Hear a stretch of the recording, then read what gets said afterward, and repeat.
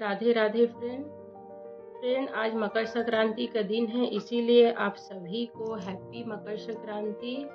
और क्या है कि मुझे थोड़ा सा मकर संक्रांति के वीडियो बनाने में लेट हो गया। पहले मुझे डालना था जो कि मैं डाल नहीं पाई, थोड़ी सी तबीयत ठीक नहीं थी सर्दी की वजह से और कुछ कामों की वजह से नहीं बना पाई। तो फ्रेंड आप लोग सब जानते हैं कि मकर संक्रांति क्यों मनाया जाता है और साथ ही इस दिन तिल का लड्डू क्यों बनाया जाता है, ये सब चीज़ें। लेकिन इसके पीछे एक धार्मिक कथा भी है जो आप लोग नहीं जानते होंगे, क्योंकि सभी लोग ऐसे बोलते हैं कि सूर्य उत्तरायण होता है, सूर्य धनु राशि से मकर राशि में प्रवेश करता है, इसीलिए इस दिन को मकर संक्रांति के रूप में मनाया जाता है। पर इसके पीछे जो है एक धार्मिक या पौराणिक कथा भी है जो बहुत सारे लोगों को नहीं पता है। तो आज मैं वही धार्मिक कहानी या पौराणिक जो कहानी है मकर संक्रांति के बारे में वह आप लोगों को बताना चाहती हूँ।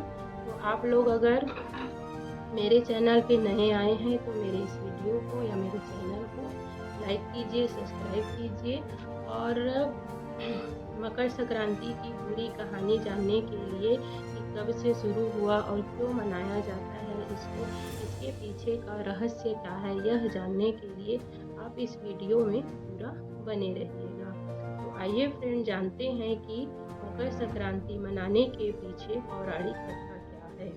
बहुत पुरानी बात है कि सूर्य देव का पुत्र शनि देव था और जो सूर्य देव और शनि देव बहुत लंबे समय से दोनों के बीच नाराजगी चल रही थी। मतलब जो सूर्य देव था अपने पुत्र शनि देव से लंबे समय से नाराज थे, क्योंकि सूर्य देव को लगता था कि जो शनि देव है अपने पिता सूर्य देव की सम्मान नहीं करते हैं, क्योंकि जो शनि देव था वह तपस्या में लीन रहता था, जिस कारण से सूर्य उदय होने पर जैसे सूर्य नमस्कार करना, प्रणाम करना, सम्मान देना, अर्घ्य देना, ऐसा कुछ भी नहीं करते थे, वह तपस्या में लीन रहते थे।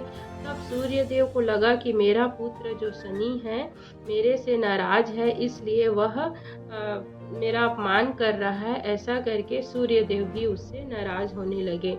फिर एक दिन क्या हुआ कि सूर्य देव ने निर्णय किया कि हमारे बीच की जो दूरी है पुत्र और पिता की, उसे मैं मिटाऊंगा, मैं शनि से स्वयं जो है मिलने जाऊंगा करके निश्चय किया। फिर जो है सूर्य देव उसी दिन जो है धनु राशि को छोड़कर मकर राशि में प्रवेश करते हैं, जिसे मकर संक्रांति कहा जाता है। और सूर्य देव जो है फिर शनि देव के घर पहुँचे और अपना अहंकार छोड़कर अपने पुत्र को प्रेम से सम्मान से गले लगाया।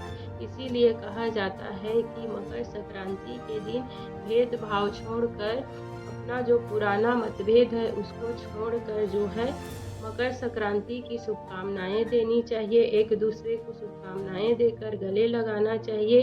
और इस दिन जो है रिश्तों में मिठास भरने के लिए जो है, इसीलिए कड़वाहट छोड़कर रिश्तों में मिठास भरने के लिए गुड़ और तिल के लड्डू बनाई जाती है और खाया जाता है। और साथ ही साथ कहा जाता है कि इस दिन दान करने से भी बहुत शुभ फल की प्राप्ति होती है। और इसी दिन को धनु राशि को छोड़कर जब सूर्य देव मकर राशि में प्रवेश करते हैं तो मकर संक्रांति के रूप में मनाया जाता है। कहा जाता है कि सूर्य जो है उत्तरायण होता है, उत्तरायण होने से जो है हमारे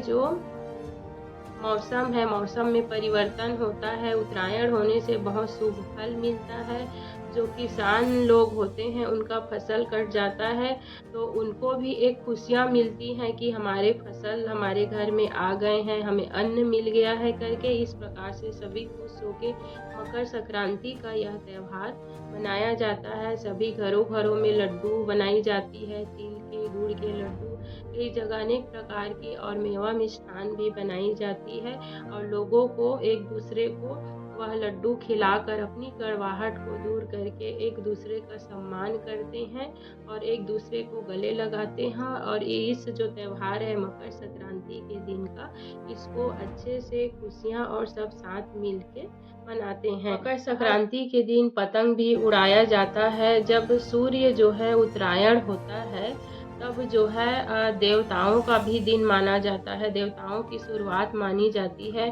कहा जाता है कि खरमास का जो समय होता है, वह जो समाप्त होता है तो इधर शुभ कार्य की भी शुरुआत होती है, शादी-विवाह का तिथि तय होता है।